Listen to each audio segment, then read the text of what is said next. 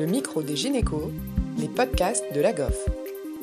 Bonjour à tous et bienvenue sur les ondes du micro des gynécos pour un épisode axé dermato avec Océane.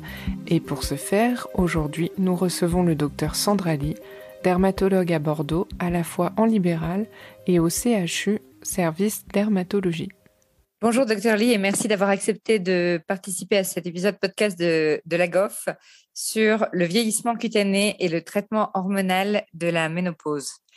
Je voulais vous demander déjà, s'il vous plaît, pour introduire le sujet, pour présenter le sujet à nos auditeurs, quels étaient les déterminants du vieillissement cutané ? Bonjour, donc merci de m'avoir invité à participer à ce podcast.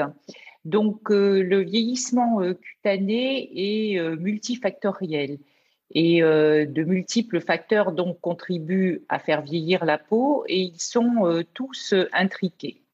Le premier, bien sûr, c'est le vieillissement chronologique puisque, comme tous les organes, la peau vieillit.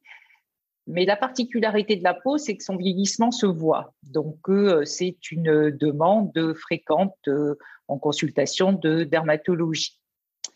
À côté de ce vieillissement intrinsèque, on distingue le vieillissement extrinsèque. Et la première cause de vieillissement extrinsèque, c'est ce qu'on appelle le photovieillissement, c'est-à-dire le vieillissement lié à l'exposition au soleil. Et puis, il y a d'autres facteurs extrinsèques comme la pollution, l'intoxication tabagique qui vont contribuer à faire vieillir la peau.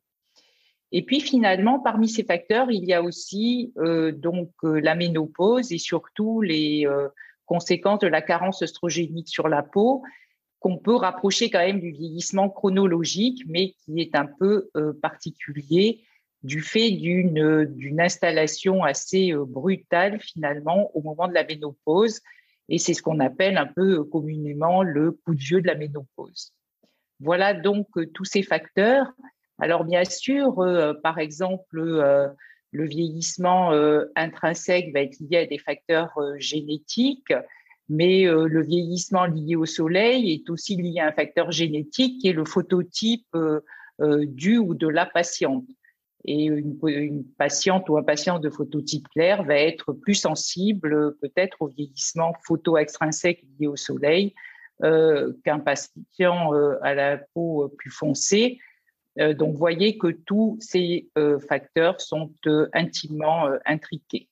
Concernant le photovieillissement, est-ce qu'il est plus important en cas de coup de soleil ou est-ce que c'est plutôt l'exposition cumulée à l'échelle de la vie qui joue pour le vieillissement lié à l'exposition solaire ?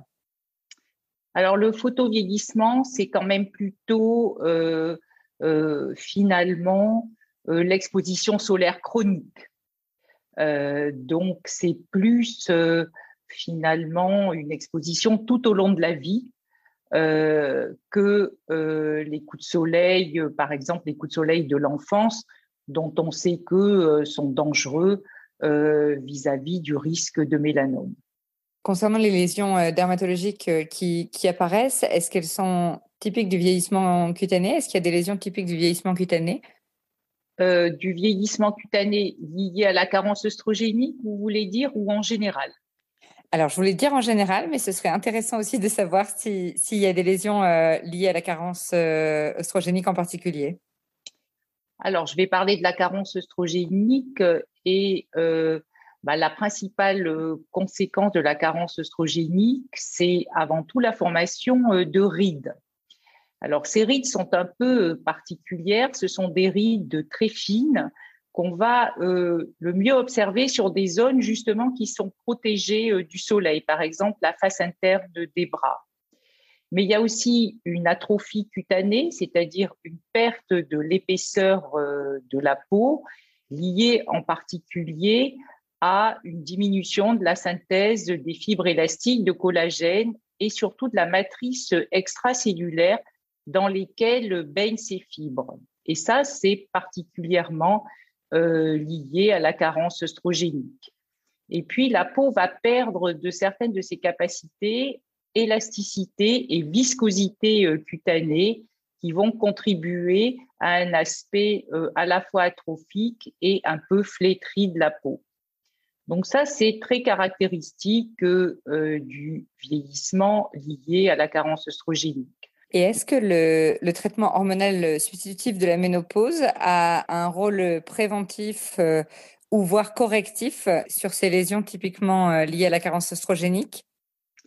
Alors ça, c'est vraiment la grande question. En fait, sur le plan, je dirais, expérimental, eh bien oui, quand on compense en œstrogène, finalement, on redonne de l'épaisseur à l'épiderme, mais surtout, en fait, on compense la perte en fibres de collagène élastique en matrice extracellulaire et on protège aussi, en fait, la dégradation de ces fibres élastiques liées, par exemple, à l'induction par l'exposition au soleil de radicaux libres ou ce qu'on appelle de métalloprotéinase. Ça, c'est sur le plan expérimental. Sur le plan après réellement clinique, le bénéfice reste quand même très difficile à confirmer. Alors, il y a des études qui se sont intéressées au fait de voir si dans des groupes, en comparant un groupe traité et un groupe sans traitement hormonal de la ménopause, si les choses s'améliorent. En fait, les études sont d'assez mauvaise qualité et surtout, parfois, elles ne s'intéressent pas réellement au vieillissement induit par la carence œstrogénique. Il faut vraiment considérer ce que j'ai expliqué tout à l'heure, c'est-à-dire des zones non photo-exposées, parce que sinon, en fait, parfois, on a des résultats négatifs parce que finalement, est-ce qu'on a vraiment évalué les rides qui sont liées à la carence œstrogénique ou celles liées au photovieillissement?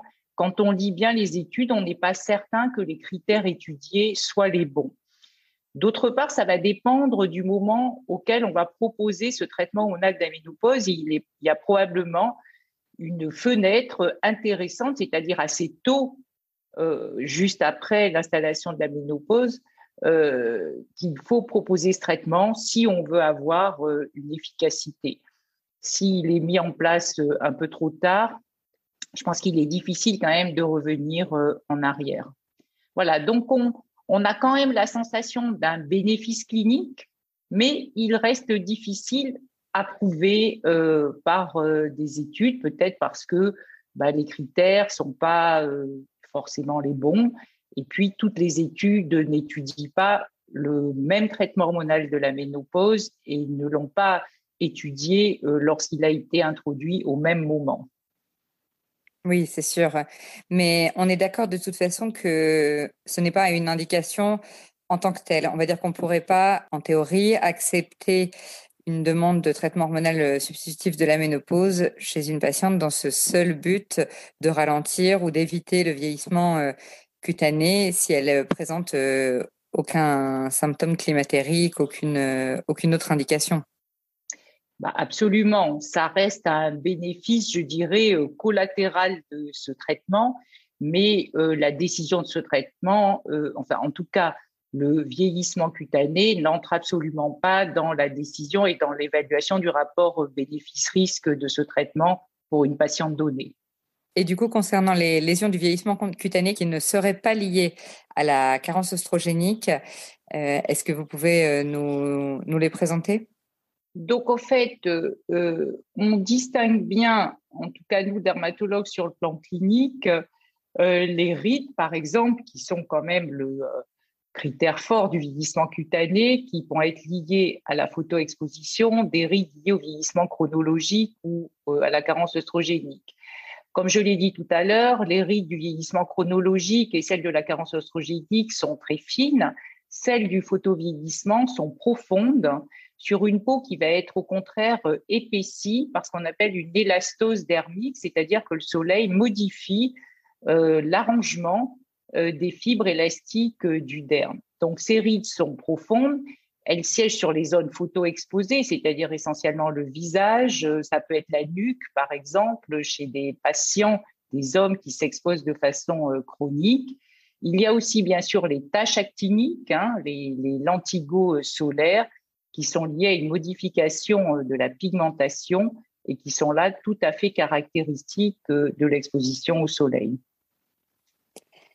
Et du coup, forcément, la question qui intéresse beaucoup de monde, qu'est-ce que vous avez comme moyen de prévention à suggérer concernant les lésions dermatologiques liées au vieillissement de manière générale ou au vieillissement œstrogénique en particulier également? De toutes les façons, si que l'on envisage ou que l'on n'envisage pas finalement un traitement hormonal de la ménopause, on peut toujours donner de bons conseils pour limiter le vieillissement cutané. Tout d'abord, se protéger du soleil. Ça va être fonction de son phototype. Et il est bien évident qu'on ne va pas interdire d'aller au soleil, néanmoins, le faire de façon raisonnée, avec une photoprotection adaptée à son phototype. Ensuite, limiter tout ce qui peut être toxique pour la peau et en particulier le tabagisme actif et chronique. Et ensuite, les mesures les plus classiques sont celles d'hydrater sa peau et d'utiliser des actifs anti-âge dont on a quand même connaissance d'une certaine efficacité. Ça va être les dérivés de la vitamine A acide, la vitamine C pour son action antioxydante, l'acide hyaluronique. Alors, bien évidemment, ça ne va pas remplacer la matrice extracellulaire, mais quand même, pour ses propriétés hydratantes, les acides de fruits éventuellement. Donc, tout ça en traitement topique, vous voulez dire en crème ou en gélule, en traitement oraux? Ça ne sont que des traitements topiques. Je ne parle que là de traitements topiques dont on a quand même une certaine preuve de leur efficacité. Et par exemple, concernant les phytoœstrogènes, le soja, etc., est-ce que vous pensez que ça pourrait avoir un rôle? Est-ce que ça a déjà été évalué? Alors, je pense que ça a été évalué, mais là encore, avec quand même des études qui ne sont pas de très, très bonne qualité. Et sur ce point précis des phytoœstrogènes, je ne pense pas pouvoir répondre ni positivement ni négativement sur leur éventuelle efficacité. Ça ne peut être qu'un complément, je pense, de ce que j'ai cité auparavant et des traitements topiques et de la photoprotection. Parfait. Eh bien, ça nous fait déjà plusieurs pistes de réflexion et de conseils aux patients et aux patientes en particulier. Merci beaucoup, Dr Lee, pour votre participation. Merci à vous de m'avoir invitée. Au revoir. Au revoir. Merci à tous de nous avoir écoutés aujourd'hui. Rendez-vous la semaine prochaine pour un nouvel épisode. Vous retrouverez toutes les ressources et références de ce podcast dans la description et surtout, n'hésitez pas à vous abonner à la chaîne, à lui accorder 5 étoiles, voire même à en parler autour de vous. Métro, boulot, gynéco.